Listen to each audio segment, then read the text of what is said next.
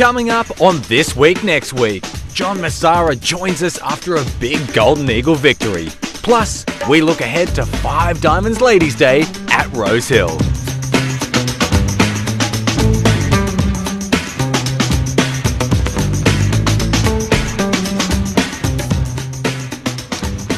Hello, I'm Ray Thomas and welcome to This Week. Next week we'll look back on what was a fabulous day of racing at Royal Randwick last Saturday, the Golden Eagle Day, and of course I think we saw an emerging champion in Autumn Glow. And we'll look also at Derby Day and throw forward to a big week in racing, Melbourne Cup Eve of course, right around the nation, and next Saturday at Rosehill, the Golden Gift and the 5 Diamonds. Corey Brown, just great racing at the moment, isn't it, mate? So it just keeps rolling on. It does. Great weekend. What did you make of Autumn Glow? We'll talk to John Messara very shortly, but I think we saw something special last Saturday, Corey. I think she's super special. You know, we always say good horses when they can make 2 or 3 runs in a race. Well, J-Mac done that there on the weekend. He got up there outside a linebacker and Zach Lloyd, and he didn't want him to, pop out, and there was a lot going on. Yeah. And he even sort of got to the front, I reckon, a little bit too soon, but he said that she didn't travel through the going that good, so you know why he was doing it. But yeah, when they can do that, you know, you got something special. That was a telling comment from J-Mac, I thought, that she didn't handle the going. Even though she's won in a heavy 10, she wasn't super comfortable. Just a sheer class and will to win, Corey. 100%. Yeah. That's all it was. No, she's outstanding. And our special guest is the part owner, John Messara, and he's been good enough to join us on This Week Next Week to talk about this amazing mare. John, good evening. Good evening. Pleasure to be here. John, thanks so much for joining us, and you've had so many highlights through your career, but this mare, she takes racing to a new level. She was so good in the Epsom, and on Saturday in the Golden Eagle, I think she won over a lot more fans just with her sheer determination, John. Yeah, it was a great race, and James came back and said she didn't enjoy a single yard of that race. That was just pure class that got her through. And he rode her like the best horse in the race, so it wasn't as easy run for her as it could have been, but she came through, and I think he did the right thing the way he rode her. So there's more to look forward to, I think, in the future. John, just while we're on that, and that her not really handling the track, were you ever concerned in the run at all? Like because I honestly thought when she, about the 700, when J-Mac had to give her a bit of a squeeze, I just started to worry for her a bit. Were you ever concerned? Yeah, I was. I saw that move forward, and I thought, gee, that's going a bit early. But then he gathered her up again and settled her. And then, as you say, into the straight, he went pretty early on her. He rode her like the best horse, and it paid off, I think. But as I say, he came back and he said, mate, she didn't enjoy this one iota. So, top of the ground, you'll see a better filly on top of the ground. Yeah, which just makes that Golden Eagle win even more remarkable, doesn't it, John? We're watching her here now. She's just gaining her superiority over Seapools. The one thing about each and every one of her wins, John, is the last 100 metres. She just becomes more and more dominant. She does, and it begs the question, how far can she get? Can she get 2,000 metres? And this is a question we're probably going to have to answer in the next campaign or the one after. Either, next autumn or next spring. Well, given the way she races, she can be ridden on speed, she can be ridden off speed. She goes on all conditions. I know J-Mac said that she wasn't happy there on the weekend, but, the form says it all. I reckon there's no doubt she'll get 2,000 metres. Like, she's so super relaxed. What I did like there on the weekend, John, I don't know if you watched Thoroughbred Weekly, but I made mention of it. She was walking around the enclosure, and I can't remember what was up behind her, but she actually pinned the ears back as if to say, come on, get a little bit closer and I'll just let you know. But you normally don't see that. She's so quiet and relaxed and casual, but she had a bit of a fire in her belly there on the weekend, which I thought was great. Yeah, interesting that she's usually, her demeanour's fantastic. Like that whole sideline, Redoutes, Autumn Sun, they were very easy horses to handle, and so has been their progeny. And Autumn Suns are usually very easy horses to handle, and she amongst them. So that's an unusual thing to see, that trait, that little bit of fire in her, but probably shows that she's not going to be pushed around. Yeah. John, you mentioned the autumn and next year and the potential goals. Have you had a chance to talk to Chris Waller? I know it's only very early days, but a potential preparation for her in autumn, and do you go to 2,000 metres in a race like the Queen Elizabeth Stakes? Look, without having sat down with Chris, and we're going to do that next week because he's in Melbourne this week, you'd be thinking, and I think Chris would be thinking the same way, the Apollo and the Chipping Norton and the George Ryder, they're the three obvious ones, and it's a question thereafter whether you aim for the QE2. They're the races you'd expect her to go for, and I think that's what Chris will come up with. Then it's a question of whether we go one more step and aim for the QE2. Not that she has to, but do you think, John, that she could get better than what she actually is? Because I honestly do. I think she's got a little bit more hidden away there. Yeah, look, we made a point of not wanting to race her as a 2-year-old, and so she's a little bit behind the 8 ball as far as development and racecraft is concerned, although you haven't seen that in her races. So I'm expecting her to come back even better after a good break now in warm weather. So it wouldn't surprise me if she came back better and on top of the ground.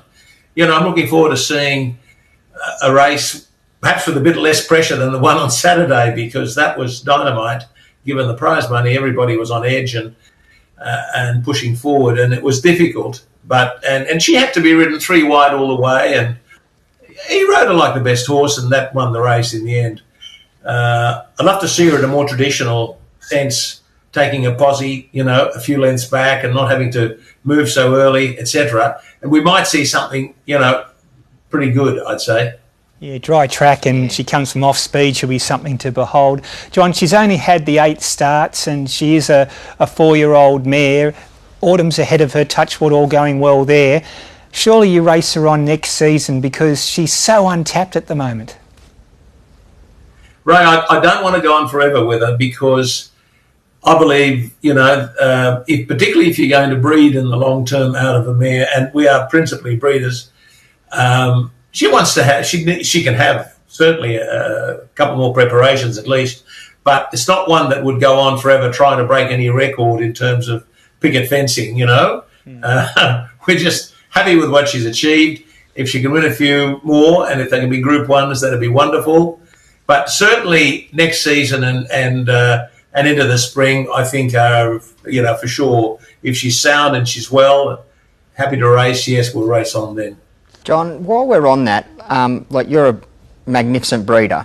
I was never really into breeding, but you watch those good old mares, like the Winxes, and I'm going to go back to the Sunlines and Maccabi Divas and stuff. Have you ever seen a superstar mare of that calibre go to the breeding barn after sort of racing the guts out of themselves and actually produce good progeny? Not often, Corey, not often. That's why I don't want to fall into the trap here. Yeah. She's going to be a magnificent broodmare, I think. She's got the pedigree. She's a beautiful, big, well-proportioned mare. She's a great athlete. She's got everything to be a great broodmare. And we can certainly race her on. She's an athlete, but we don't want to go crazy. Yep. John, you had one mare who did that, Miss Finland. She went to stud through Group 1 winners who were subsequently thrown more Group 1 winners. So it can be done, John. It can be done. I think she had 28 or 30 starts. And Denise's Joy I also had as a broodmare, and she produced Roi Denise for us. So I've had them where they've produced a good horse each, but they haven't produced a string of good horses as such. But I think the great proportion of those heavily raced mares don't appear to produce great foals. That's what I've observed over the years. Did she always show the talent that, not that you have to pigeonhole them like early days as 2-year-olds, but was she right up there with the 2-year-olds in Chris's list, or whoever sort of does that sort of job for him? Corey, we didn't push her at all. When I gave it to Chris, I said, Chris, I don't want to race this till she's 3, please. Okay. And he said, that's fine, because we paid a lot of money for her, and I wanted to develop fully before we started asking her some questions. So he never said a lot. He didn't get it till pretty late. We had a few light preparations, so he wouldn't have known until pretty late whether she was good or not good. But he was bullish once he started doing some work with her. He was keen on her ability, yeah. Well, All right. Well, have you got another Autumn Glow hidden away there? That's what I'm trying to ask you. Well, we're living in the hope, Corey. Having said that, it is so much pressure. Saturday, it was a relief to win, not necessarily a joy to win, but a relief to win, because when they are unbeaten like this, everybody expects them to continue to win, and it just puts so much pressure on everybody around. So, but we've got some nice fillies coming through, and whether we get one as good as that again, I don't know. It took us 20-odd years to get this one after Miss Finland, so I'm not holding my breath. Yeah, she's very special. 8 starts, 8 wins, and long may that continue. You've got a pretty handy mare going this weekend, actually, John. Her name is Clear Thinking. I think, along with Autumn Glow, they're probably the two best bred race mares in Australia at the moment. We'll see her in the Hot Danish Stakes. She was so good in the Kosciuszko. It's all about trying to get black type now for Clear Thinking. It is. That's a Group 2 on Saturday. I hope she makes it to the race, and if she does, and she's well, I think she'll give it a shake. He gave her a terrific ride there last time out, Tyler Schiller. I didn't know where to have her on the map. She was, for me, I couldn't put her anywhere, but everything just went to plan. But it was a terrific ride by Tyler. Yeah, wonderful ride, and he got the brakes at the right time. It was fantastic. Couldn't have been a better ride, and he's on again this week, and we just keep our fingers crossed he rides half as well as that. It was fantastic what he did. John, her times here would have been competitive in an Everest. I know we're jumping huge levels in grade here, but the bottom line is she's a mare with, again, untapped talent. Paul and Lee have done a super job with this mare. They've looked after her. And again, John, I think the best is ahead for Clear Thinking. Yeah, she's very lightly raced, Ray, and we don't know what the upside is. She keeps, climbing. Yeah, she's fantastic. I think she'll surprise people over the next 12 months. John, it's been a sensational spring, not only for Autumn Glow and Clear Thinking, but also for Arrowfield Stud. Snitzel, the late Snitzel's thrown another Group 1 winner in Transatlantic. We'll see him this weekend in the 5 Diamonds. Of course, Dundeal's doing great things, and the Autumn Sun on the back of Autumn Glow now leads the National Sires Premiership, John. Yeah, that's really exciting, Ray, because we put a lot of faith in him. And he can only move forward from here. The book of mares he's got this year not only is the biggest book he's ever had, but it's also the best book he's ever had. So I'm expecting an upward trajectory for him. I think we're going to see a lot of good horses come from that stallion. And we've got a few in the barrel at the moment, Ray. We've got a few nice fillies and a couple of good colts that will emerge even out of our team. So I'm looking forward to continued success with the Autumn Sun. I think he's going to be our replacement for Snitzel. That's not an easy thing to say because Snitzel has been an unbelievably steady and consistent horse for us over the years. Yeah, of course, the Autumn Sun through Autumn Boy, which won the Caulfield Guineas as well, which was an important win for the stallion because that was a colt. So far he's thrown mainly the elite fillies and mares, but he threw an outstanding colt in Autumn Boy as well, John. Yeah, absolutely. And look, there are a few more in the barrel to come. I don't think there'll be any sex bias with him. The sample is too small to make decisions as to whether they're going to throw colts or fillies. But he showed us with Autumn Boy that he's capable of throwing an outstanding colt. So I'm expecting more of those to come out as the years go by. John, look, again, congratulations with Autumn Glow. I think we've got a new superstar of Australian racing. I think the applause she got after winning the Golden Eagle on Saturday, and indeed after the Epsom, was testament to that. Congratulations again. Thanks for joining us on This Week, Next Week, and good luck with Clear Thinking and the Hot Danish on Saturday. Thanks, guys. Thanks, Ray. There's John Messara, the Arrowfield Stud Supremos. As you said, Corey, he's bred so many great horses over the years, particularly like some Miss Finland. He's raced champions like Dundeal. Yep. But This mare is something special, and John admits he gets very, very nervous now watching her because she's got that unbeaten streak, which just attracts attention, doesn't it, Corey? It's great, and it's great for racing. It brings people to the races, but you could see, I didn't see a lot of John there on the weekend, but I seen Chris, and Chris is slightly nervous as well. It brought back the memory of when he was racing Winx, and it was getting, towards the end, but look, she's a superstar. Yeah. She showed that there on the weekend. And I think you're right, Corey. We haven't probably seen her at absolute best because race conditions haven't probably been ideal for her. Hot speed, dry track, settles off speed, we might see something very, very explosive. Good. Yeah, exactly. Yep. Let's go back and look at some of the replays from last Saturday because there was some super performances. And here's the four pillars midway. And congratulations to Jay Hopkins. He's only got a small team in work. Son of Deck sort of lost his way last season, which can happen with 4-year-olds coming out of good 3-year-old seasons. But he's back to his best and won the four pillars really well, Corey. And he was given a sweet ride by John Bandover-Mere. He was obviously buried away back on the fence, and we realised a little bit later in the day that you could cut the corner, but you definitely had to get out into the sort of the middle of the track or the 5 or 6 wide lanes. But the favourite was very unlucky, got held up, had to go back. Meridiana. But all honours with the winner. It was a good effort, good training performance. It was, Meridiana's effort to run second was super.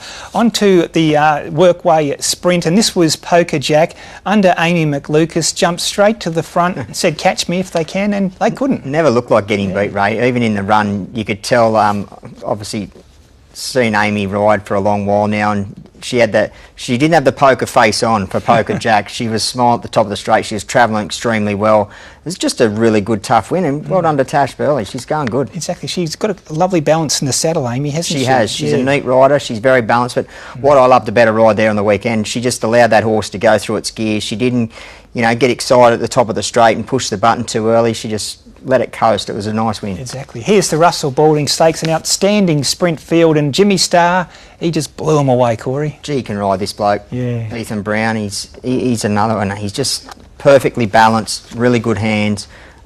He knew what he had underneath him. I thought it was deserved for the jockey, trainer and horse and owners. He's been going super this preparation. He was so good in the Everest. He's just been slightly unlucky with barrier draws, but there on the weekend, everything went in his favour, and he just showed how good he was.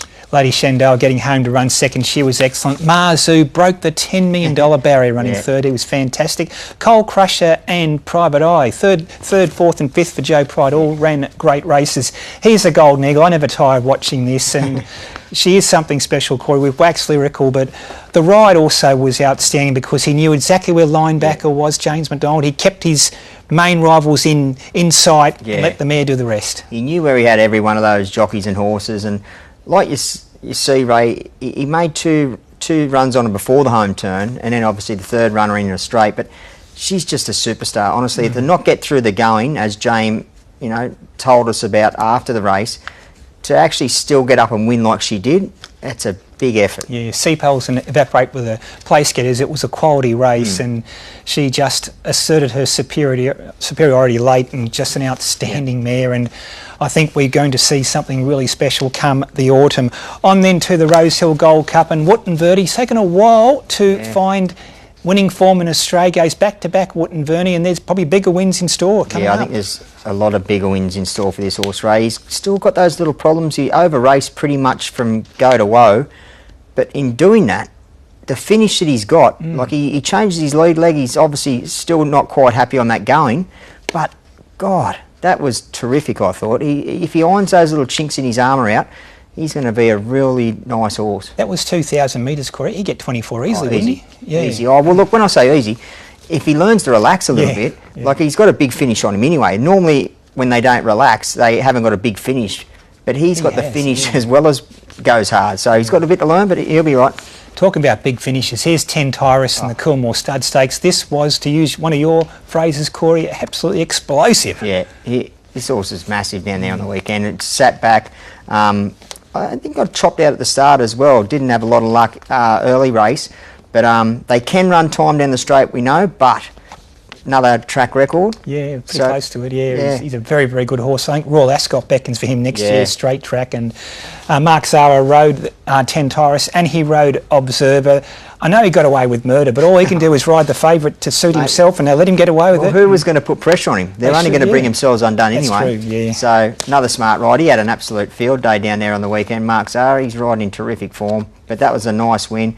I loved his win at the Valley, even though Mark eased him right up, running through the line. But nice horse. Yeah, big day for Godolphin getting the Coolmore Stud and Victoria Derby double. And here's Pride of Jenny, Corey. What an outstanding mare. The second biggest cheer of the day was for her in the Empire Rose. She's something to watch, isn't she? She's a marvel, honestly. Like, she's just great. Like, the amount of times that she's going to be retired because she's run a poor race, but she showed how good she was when she got around the Valley, although she didn't lead by a big margin, but back to a big track there on the weekend, and she led him a dance and held him off. So, if you're riding in that race, Corey, what do you do? If you're not on Pride of Jenny, what can you do? Well, it's hard to ride that position, especially when you're running second and even third for that matter, but you don't know when you're going to start chasing, you know, because when you do, you're only going to drag the rest of the field up to us. So, and put yourself under pressure. It's a very hard position to ride. Yeah, she's just amazing how she can maintain those sectionals and keep rolling. She's a star. Well, more big racing this weekend. We're back at Rosehill Gardens, the 5 Diamonds. Pericles won it brilliantly last year.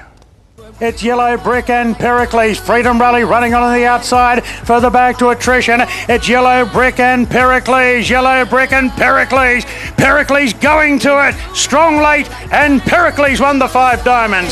Shine bright like a diamond. Shine bright like a diamond. Shining bright like a diamond. Nothing's gonna stop us now. North England clear though, inside the 150. They're starting to come now, but North England's begging for the post from West to Swindon, who's getting close, but North England got in. That was North England winning the Golden Gift last year from West to Swindon. Proved a good form race, Corey, because North England trained on to win the Kindergarten and West to Swindon won the Bill Stud this spring.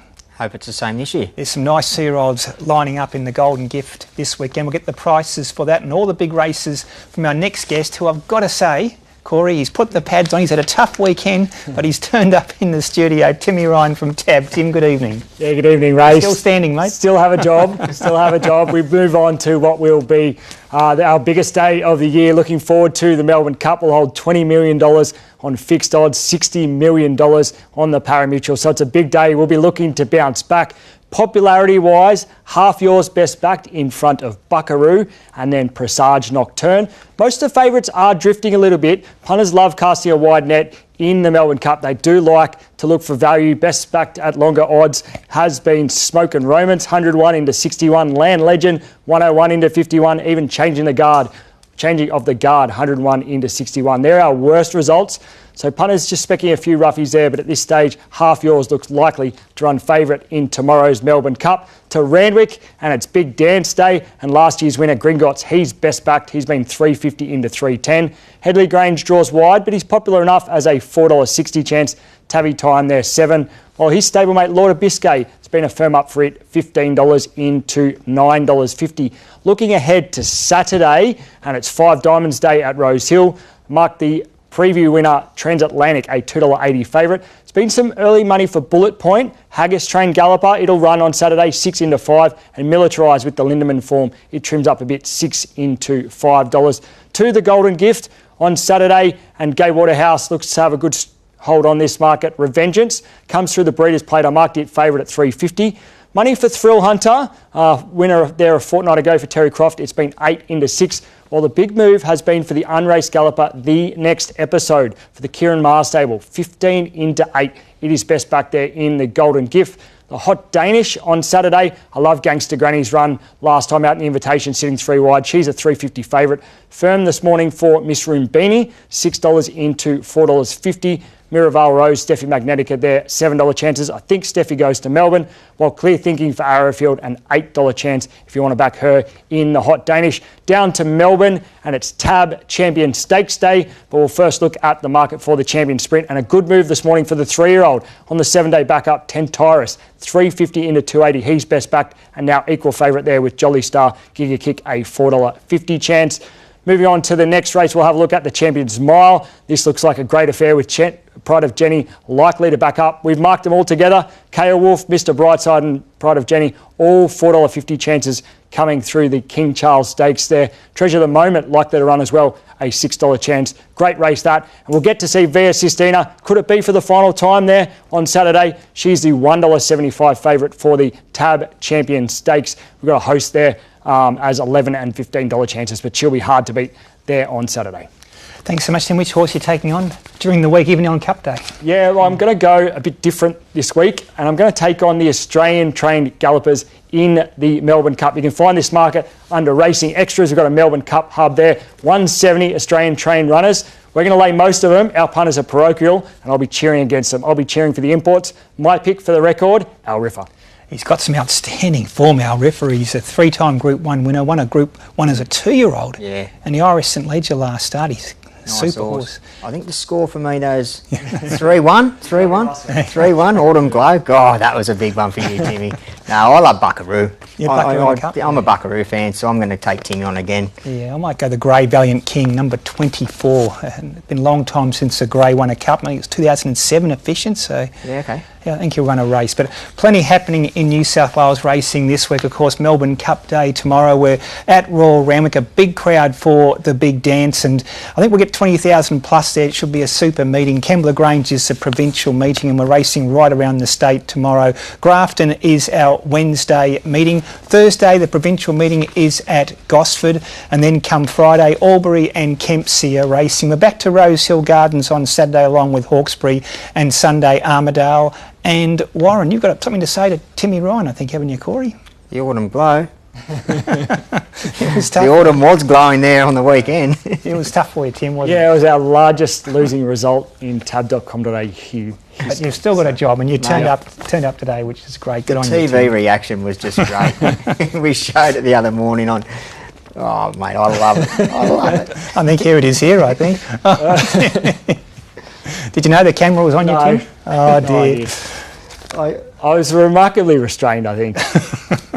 I don't think we ever really had a hope. She was never going to get beat. Yeah, she's just too good, Autumn Glow, and the punters were certainly cheering. Hopefully they're cheering this weekend. You're with Buckaroo in the Cup. I'm with Buckaroo. I think he's a great chance. I thought he was just not given a bad ride, but Joey didn't have a lot of luck on him last year, but this year he gets Craig Williams drawn soft and he just gets the perfect run. Yep, Buckaroo, come on, mate. Okay, I'm with Valiant King, and next Saturday, the Golden Gift. Always interested to see these 2-year-olds. I think a horse called Plagiarism might run a pretty good race on debut in the Golden Gift. On behalf of Corey Brown and I, thanks for joining us on This Week. Next week, we'll see you next Monday.